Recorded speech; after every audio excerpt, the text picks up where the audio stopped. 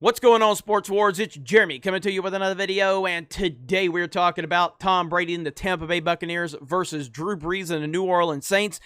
And Tampa Bay gave a pathetic performance from top to bottom. It was a complete and total embarrassment to watch this team. This was a disaster. Now, obviously, the Tampa Bay Buccaneers early on in the season played the New Orleans Saints, and that was the first game with Tom Brady with his new team. A lot of people gave him a pass, and rightfully so. I think he deserved a pass for that, considering it was his first game with a new team versus a very, very good team that was favored for the Super Bowl in their own stadium.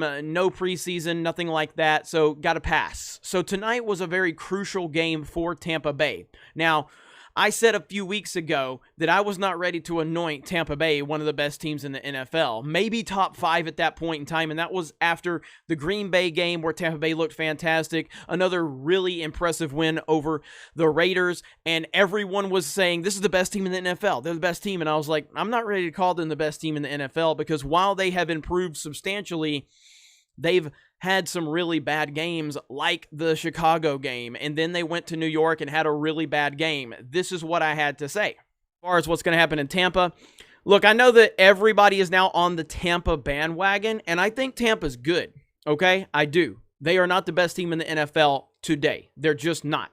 They're probably top 5, maybe, but there's a lot of work to do. The last 2 games have been phenomenal, and that's perfectly fine, but I am not ready to just act like this team is not going to go back to what we saw against Chicago or, earlier in the season. There were a lot of mental errors, a lot of mistakes, a lot of penalties, and I believe Tom Brady has turned that around for the most part, but I don't believe that you just snap your fingers and change the culture that quickly. Antonio Brown coming to town. We need to get Chris Godwin back healthy. Mike Evans needs to get his feet back under him, and then we're going to see what this team is all about. Definitely a Super Bowl contender, not a Super Bowl favorite right now as we speak. I'll be interested to see how they perform tomorrow night against the terrible New York Giants, and then they'll have a really big showdown against the New Orleans Saints, a team that beat them even though they didn't play very well early in the season in New Orleans. So I think that's where we're going to get the true test to see what Tampa is made of at that point. Then I think we'll have a little more clearer understanding of Tampa. So as you can see, I was not ready to anoint this team anything because I remembered the bad games, and they have been creating a lot of mental errors, and I just wasn't ready to say this is one of the best teams in the NFL yet. This was the game that was going to decide that, and after having a really bad showing against the New York Giants, this was their opportunity. It's okay to have a trap game here, a trap game there. This is in prime time against your number 1 division rival who already beat you early in the season. You had to have this.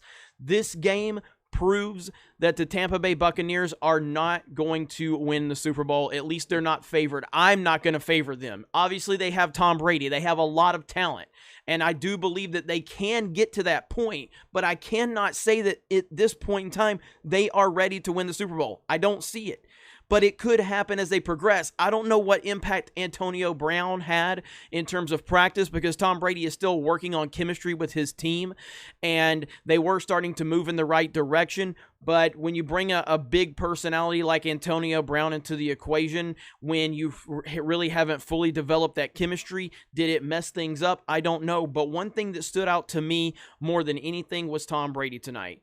He was so bad, and he was so bad for many reasons. Now, as a Brady fan, I've watched this guy for 20 years.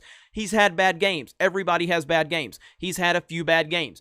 He's had bad games against Miami historically, bad games against Denver historically. I even saw him get blown out on Monday Night Football by the New Orleans Saints in the Superdome with Belichick standing there, Brady and Belichick on the sidelines after they got annihilated. They had a bad game against Kansas City Chiefs several years ago. Typically, Brady responds well after a bad game, but something was different tonight.